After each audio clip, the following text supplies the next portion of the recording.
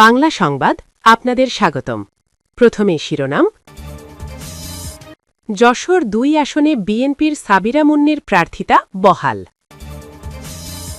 শরিয়া আইনের দিকে যাবে না জামায়াত, অবস্থান বদল নাকি ভোটের কৌশল?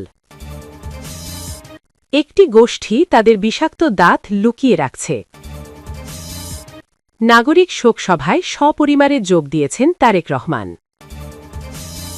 যশোর ২ আসনে বিএনপির সাবিরা মুন্নির প্রার্থিতা বহাল। ত্রয়োদশ জাতীয় সংসদ নির্বাচনে যশোর ২ ঝিকরগাছা চৌগাছা আসনে বিএনপি মনোনীত ধানের শীষের প্রার্থী ও বিএনপির কেন্দ্রীয় নির্বাহী কমিটির সদস্য সাবিরা সুলতানা মুন্নির প্রার্থিতা বহাল রেখেছে নির্বাচন কমিশন। শুক্রবার ১৬ জানুয়ারি নির্বাচন কমিশনের আপিল শুনানিতে এ সিদ্ধান্ত নেওয়া হয়।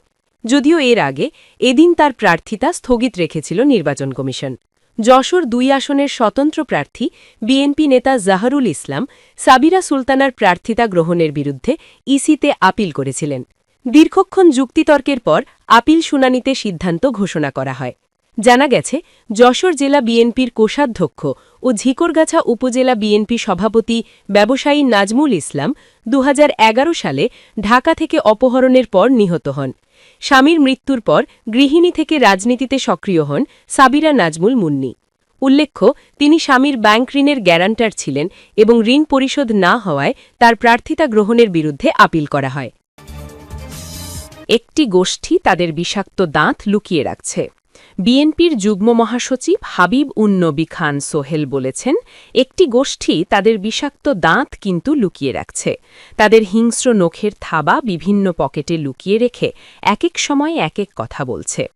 শুক্রবার সকালে রাজধানীর শেরেবাংলা নগরে বিএনপির প্রতিষ্ঠাতা জিয়াউর রহমান ও দলটির প্রয়াত চেয়ারপারসন বেগম খালেদা জিয়ার কবর জিয়ারত শেষে গণমাধ্যম কর্মীদের সঙ্গে আলাপকালে তিনি কথা বলেন।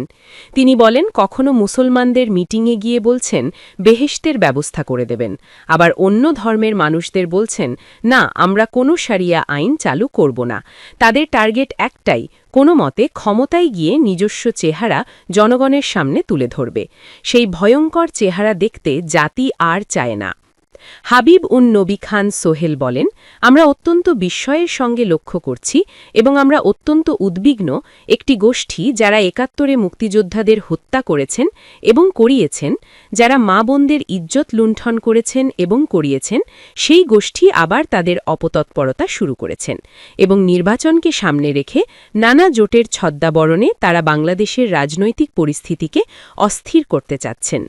আমরা এও লক্ষ্য করছি, জনগণ যখন একটি পরিচ্ছন্ন নির্বাচন, একটি অংশগ্রহণমূলক নির্বাচনের জন্য নিজেদের প্রস্তুত করছে ভোট দেওয়ার জন্য, ঠিক সেরকম একটি সময় নানা রকম ষড়যন্ত্রের কথাও আসছে আমাদের কানে।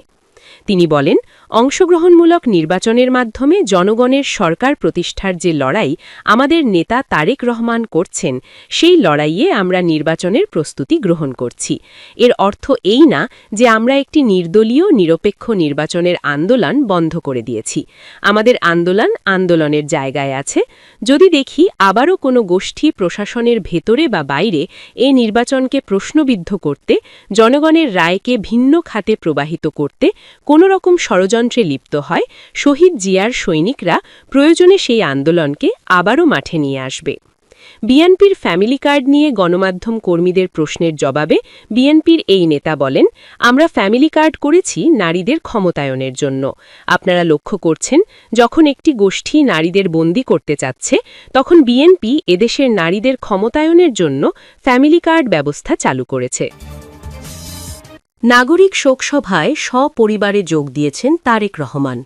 সদ্য প্রয়াত বিএনপি চেয়ারপারসন ও সাবেক প্রধানমন্ত্রী বেগম খালেদা জিয়ার স্মৃতিতে আয়োজিত নাগরিক শোকসভা শুরু হয়েছে। শুক্রবার ১৬ জানুয়ারি বেলা ২:৩০টার পর পূর্ব নির্ধারিত এ সভা শুরু হয়। রাজধানীর মানিক মিয়া অ্যাভিনিউয়ে জাতীয় সংসদ ভবনের দক্ষিণ প্লাজায় অনুষ্ঠানস্থলে দুপুরের পর থেকেই আমন্ত্রিত অতিথিরা আসতে শুরু করেছেন। খালেদা জিয়ার শোকসভায় যোগ দিয়েছেন বিএনপির চেয়ারম্যান তারেক রহমান, তার স্ত্রী জোবায়দা রহমান, মেয়ে জাইমা রহমান, খালেদা জিয়ার ছোট ছেলে আরাফাত রহমান কোকোর স্ত্রী শামিলা রহমান সহ পরিবারের সদস্যরা। খালেদা জিয়ার স্মৃতিতে আয়োজিত এই নাগরিক শোকসভায় যোগ দিয়েছেন বিএনপির স্থায়ী কমিটির সদস্যসহ দলের জ্যেষ্ঠ নেতারা। পাশাপাশি অনুষ্ঠানে এসেছেন বাংলাদেশে নিযুক্ত বিভিন্ন দেশের কূটনীতিকেরা। অনুষ্ঠানে আসার জন্য আগে থেকেই আমন্ত্রণপত্র পাঠানো হয় অতিথিদের জন্য। সেখানে আমন্ত্রণপত্র ছাড়া কাউকে প্রবেশ করতে দেওয়া হচ্ছে না। শোকসভা ঘিরে নিরাপত্তায় রয়েছেন সেনাবাহিনী, police, rapid action battalion, RAB, border guard Bangladesh, coast guard, Ansar সহ বিভিন্ন আইন শৃঙ্খলা রক্ষাকারী বাহিনীর সদস্যরা। এর পাশাপাশি নিরাপত্তার দায়িত্বে রয়েছেন বিভিন্ন গোয়েন্দা সংস্থার সদস্যরা। শোকসভাস্থলে মানুষের উপস্থিতি বাড়ার সঙ্গে সঙ্গে নিরাপত্তা জোরদার করা হয়। অনুষ্ঠানের শৃঙ্খলার দায়িত্বে রয়েছেন বিএনপির বিভিন্ন অঙ্গ ও সহযোগী সংগঠনের নেতা।